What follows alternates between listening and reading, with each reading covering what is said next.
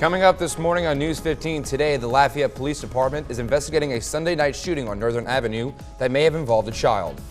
And Coach Robichaux underwent another surgery following his recent heart attack. We'll have the latest. And we'll take you to a 4th of July celebration in New Iberia. All that, Jamie's weather, Tech Talk, coming up. Focused on family and the community. News 15 today starts now. Good morning. You're watching News 15 today. I'm Carter Semino. And I'm Alex Worsell. Thanks so much for joining us. Let's head on over to Jamie Angel for a quick look at your morning weather. Happy Monday, guys. Made it through the weekend. Sure did. Have a good weekend. Yeah. Great weekend. Weather was not bad this weekend. No, it was not. We got some sun. It was a good time. We were expecting a few more showers and storms, but no, it was nice and it wasn't very hot either. Let's take a look at current conditions out there. I-10 at I-49 looking clear this morning, looking good. No real issues to report. Not seeing any fog at the moment as well. Taking a look at satellite and radar, you notice pretty quiet in the south. Most of the activity up in the Midwest. They're dealing with some showers and storms at the moment, but here just some scattered activity off to the east, off to the west rather. We'll zoom in and take a closer look over near Dallas, San Antonio, those areas seeing some showers and storms. And in northern Louisiana, a few isolated showers. But as we go through the morning, high resolution predictive radar indicating we could see some pop-up showers along the coastline this morning, but not seeing anything yet. And as we get into the afternoon, we'll get back to that pattern of isolated showers and storms possibly forming mainly along the I-10 corridor and then further to the north as we get later in the day, but not expecting anything widespread. Temperatures right now kind of warm, 74 in Lafayette, but check out Opelousas sitting at 69, 73 in Breaux Bridge. As you go through your day today, by 9 a.m. we'll be in the low 80s. By noon, should be getting close to that 90-degree mark, and we'll be topping out today in the low 90s. What can we expect for your Independence Day holiday? I'll have your full forecast coming up a little later. Now your top story. Thank you, Jamie. Well, the Lafayette Police Department is investigating a fatal shooting on Northern Avenue. It happened around Sunday night, and sources report a child may have been involved. We'll have more details as they become available. 2 people are dead and 1 sustained serious injuries following an accident on a shell platform in the Gulf of Mexico. According to the Advocate, the accident occurred around 9 a.m. on Sunday, about 214 miles from New Orleans during a, quote, routine test, a lifeboat launch and retrieval capabilities. UL baseball coach Tony Robichaux is in critical condition after undergoing an additional surgery following a heart attack last week. The university says he is in the ICU at Ochsner Health Center in New Orleans. A statement from UL's athletic director Brian Maggard said Coach Robichaux has received additional medical attention and as a result of last Sunday's incident. The Robichaux family has asked for prayers during this time. Robichaux has coached the baseball team for 25 years and has the most wins in program history. We'll update you on this story as it develops. The Scott Police Department needs your help in locating a missing 12-year-old. Brianna Senegal was last seen at her stepmother's home at around 10:45 p.m. Tuesday night. The teen was wearing pink pajamas and a t-shirt. This is the second time Brianna has gone missing. If you know of Brianna's whereabouts, contact the Scott Police Department. Well, search and rescue teams across the state came together for a training session in Maurice that will change the way they look and operate when disaster strikes. That's right. News 15's Leah McNeil finds out how they are changing their tactics. This is a story you will only see on News 15. For the 2 missing boys, one 12-year-old white male reported unconscious, one 11-year-old white male with critical injuries. When a life is on the line and the clock is ticking, every second counts. We need to be a little better on our response time, but that's what this training is all about. Like they say, practice makes perfect. Okay, let's go ahead and sit down for a second. We're here to save people. These search and rescue teams are working together, bringing in the old and the new to help locate missing people. It's good to learn their ways of doing things, our ways of doing things, combine ideas to see what's best effective. It's also a good idea to take your dogs out, take your equipment out, test it, make sure it's a good working order. As we found out today, you know, some problems do arise, and it's best to find it now during training than an actual situation. With the drones in the air and man's best friend on the ground, it cuts down the search time, which means more rescues and less recoveries. It was able to help us to where we didn't have to spend, a lot of man hours So we were able to help as many people as we can. We're here to make sure that you or our neighbor or the next person down the road is completely safe. We don't want to lose lives. In Maurice, Leah McNeil, News 15. Deputy Rawls stresses the need for volunteers. If you're interested in helping out with the search and rescue operations, you can visit our website at kadn.com. The Coastal Conservation Association of Louisiana is dedicating a new set of artificial reefs to a Lafayette native. The CCA placed the reefs off a South Marsh Island 233 in Iberia Parish in honor of conservationist Ted Boyo Sr., who helped create the organization and has dedicated his life to protecting the coast.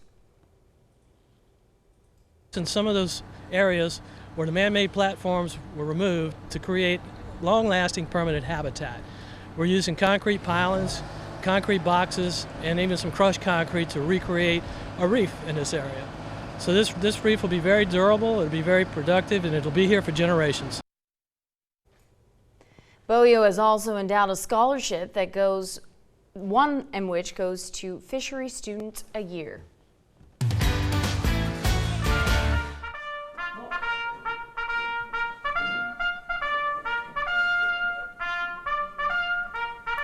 Faith Community Methodist Church honored all active duty and veteran men and women with their 4th annual Military Appreciation Breakfast. An honor guard was present and the veterans enjoyed games and told stories from their time in service. And to see local people tell you what they've been through. You know, a lot of times we'll see on TV and movies and Hollywood stories of what has happened, but to hear the men and women explain what they went through, and not only some of the hardships, but some of the friendships that they've created, is tremendously important, I think, for our generation moving forward. The Faith Community United Methodist sponsors this event the weekend before the 4th of July. C'est bonjour. Je m'appelle Delphine Compouras et je suis présidente de l'Alliance française de Lafayette. Comment vous appelez-vous? The Alliance Francaise de Lafayette teamed up with the Mouton Plantation to offer a free French-speaking class for its members. Alliance Francaise Lafayette is a nonprofit whose goal is to promote the local French culture, and everyone who went got to enjoy coffee, snacks, and practice speaking the language. But for some people, it's just a matter to broaden your horizon and open yourself to a new culture and meet other people, because Alliance Française has a French name, but we have Cajun French people, we have Belgian French people, we have Canadian French people. To me, that's the interesting part of learning a language. This was the first of many classes to be sponsored by Alliance Francaise de Lafayette.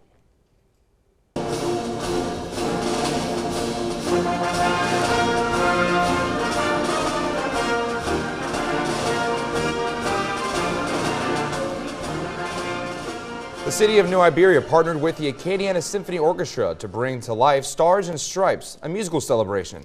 The event was to honor all veterans in Iberia Parish and treat them with a wide selection of music. It brought the community together to honor our country and the warriors that kept us free. As we speak right now, there is going on in the other room. We are recognizing all of the veterans, and it's especially exciting to have our World War II veterans here, because there are very few of them now. So it's great, wonderful. If you missed this event but want to attend the next concert, it will be the Sunday after Thanksgiving and will be the Christmas concert. Today marks the one-year anniversary of the return of the New Iberia Police Department. City officials are inviting the public to a town hall to discuss the department's impact. The meeting will center on the city's crime statistics and the progress made by the NIPD during the past year. From 2004 to 2018, New Iberia was the largest city in the state without its own police force, which led to a high crime rate. The town hall will be at the Slyman Theater in downtown New Iberia at 6 p.m. Well, it's that time of the year again, fireworks season. If you want to pop fireworks tonight, you should have no issues. Tomorrow night, however, might see a few showers and storms. I'll fill you in on the rest of your forecast right after the break.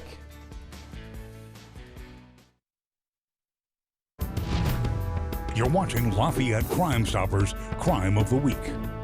Lafayette Crime Stoppers need your help identifying a suspect responsible for a simple robbery that occurred on a city bus.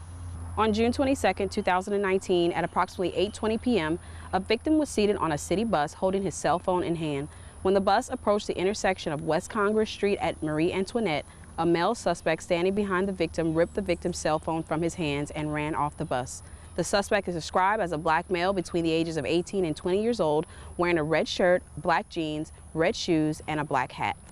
If you have any information about this crime or you know the identity of the suspect involved, call Lafayette Crime Stoppers at 232-TIPS, or you can submit your tip by using our P3 TIPS mobile app.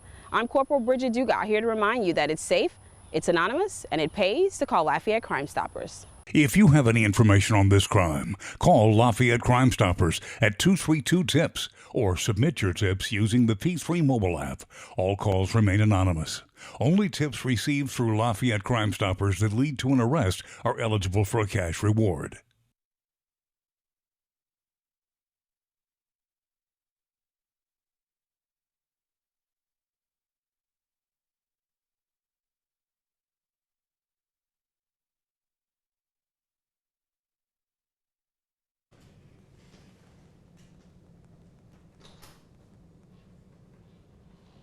Yep. Yes, thank you. Jamie told me. I appreciate it. Thank you, Derek.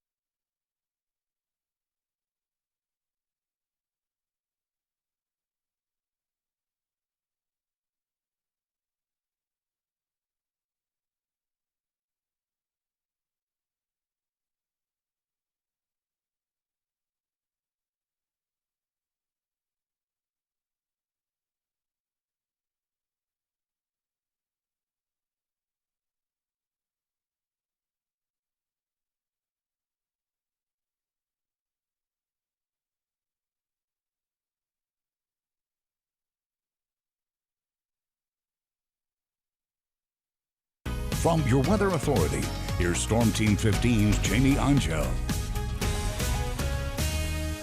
Welcome back. Time now 5:14. Happy Monday. Thank you so much for starting your week off with us. Well, we didn't really get super warm this weekend. High temperatures leveled out in the upper 80s Saturday and around 90 on Sunday, and we didn't get nearly as much shower and thunderstorm activity as we were expecting. Turned out to be an overall nice weekend. Should have an overall nice Monday as well. Right now it's 74. It feels like 70. I'm sure it feels a little warmer than that. We've got that high humidity and those high dew points out there. Don't really have a wind to help cool us off.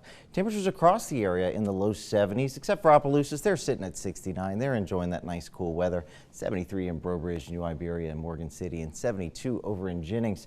Dew points, like I said, kind of up there in that very humid range. Further up to the north, a little less humid, but still humid nonetheless. And we're going to continue with these high dew points, that true measure of humidity as we go through the day today. And check out these winds. Lots of goose eggs out there. Only seeing a light 3-mile-per-hour breeze, if you want to call it that, in Breaux Bridge. We're going to be warmer today, a lot warmer than we were on the weekend, but not nearly as warm as they're going to see in parts of Georgia and South Carolina, where they're expected to hit the triple digits sometime this afternoon. Satellite and radar not showing much, just some really light isolated showers in the south. In the Midwest is where we're seeing most of the activity right now. If we zoom in a little closer on regional satellite and radar, you'll notice a few little light showers up in northern Louisiana and not much going on along the coast. So hopefully it stays like that as we go through the day. And let's go through the day with Futurecast. Going to see a few clouds, but for the most part, it'll be mostly sunny. By 6 p.m., we could see an isolated pop-up shower or storm. But then tomorrow's when we really start to see our rain chances start to go up a bit as we go into tomorrow, and Wednesday even higher rain chances as we get into midweek with a disturbance that'll be pushing through. But after that, things are looking pretty good for your Independence Day. Shouldn't see much in the way of clouds, and it's going to be a warm one. Today, expect high temperatures to crawl up to the low 90s under mostly sunny skies. It's going to be warm with that high humidity. Could see that isolated afternoon thunderstorm. Overnight tonight, dropping down to the mid-70s under partly cloudy skies. Will be mild and muggy, but should be a fairly nice evening if you want to head out there, pop some fireworks, or attend any sort of 4th of July activities. Those rain chances do increase for tomorrow. Will be mostly cloudy with high temperatures around 90 degrees. Not quite as hot as today, but we do have that threat of scattered showers and storms. Quick update on the tropics in the Atlantic. We have this area of Saharan dust that pretty much stretches across the whole central Atlantic, and that's keeping all the moisture to the south, not really allowing any sort of development in the area that is prime for development this time of year. In the eastern Pacific, we have our second named storm, Tropical Storm Barbara, or as I say, Babs. Babs is in an environment that's very favorable for development, so that is expected to become a hurricane in the next day or so. Looking at the next 7 days, again, pretty good today with that chance of pop-up showers or storms. Rain chances increase tomorrow and Wednesday, but by 4th of July, we're warming up.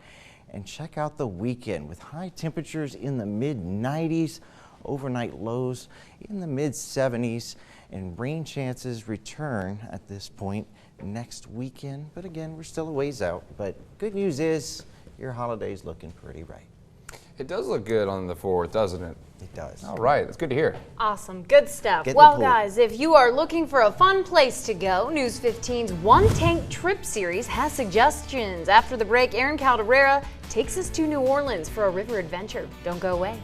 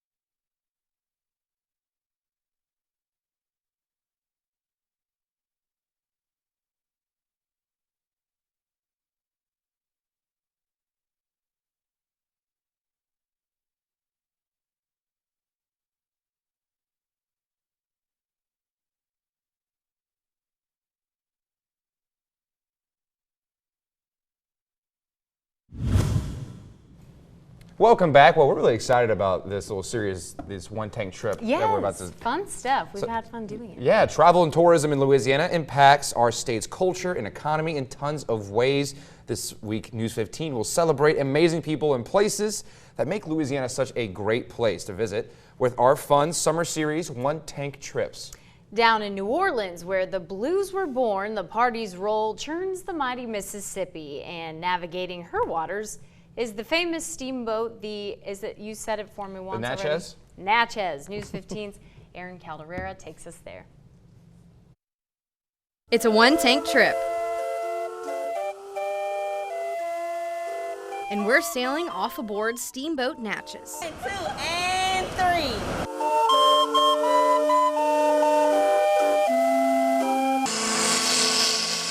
This thing is so beautiful, so magnificent.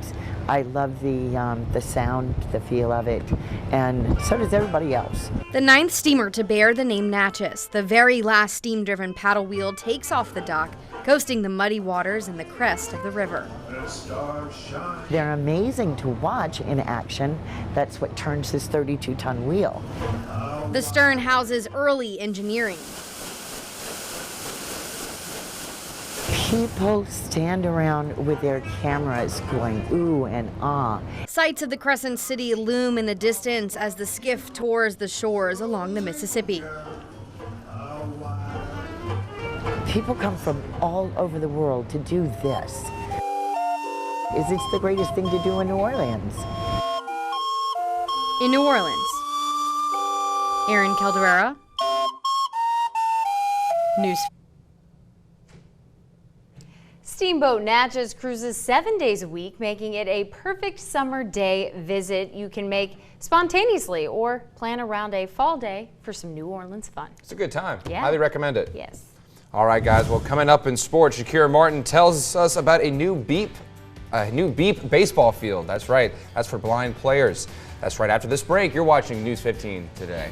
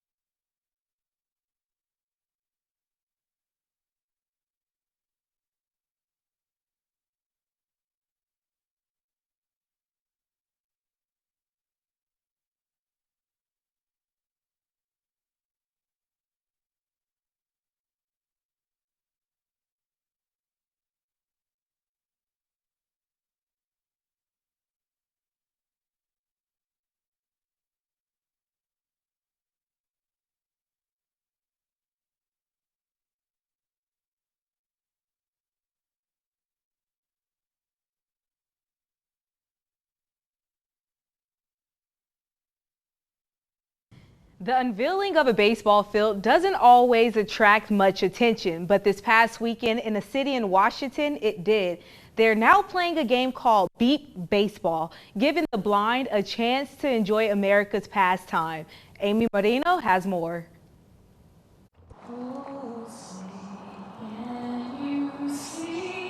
in so many ways. Play ball. It looks like your typical baseball game on a typical baseball field. Real close, Bob. But these batters don't swing for the ball with their eyes. They swing from their hearts. Please try to keep your voices down so that the outfielder and the batter can hear the ball.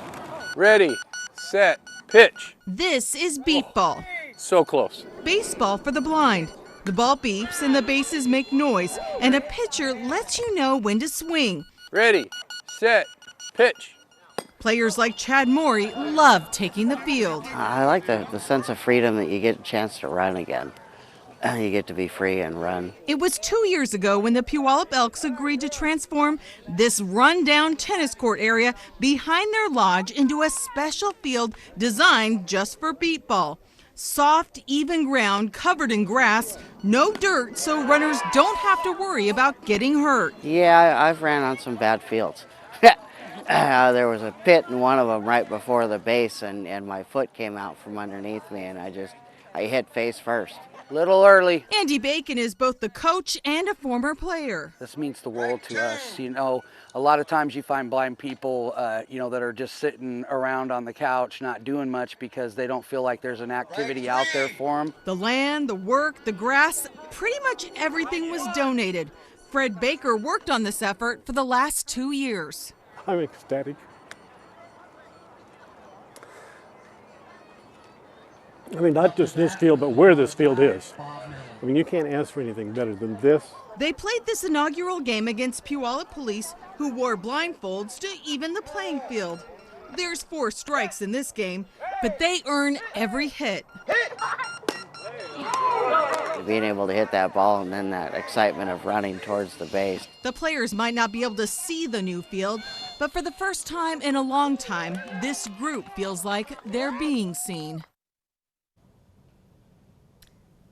They are hoping that the field will increase for the activities for the blind community, as well as the blind community entering into the league. We'll have more for you guys after the break.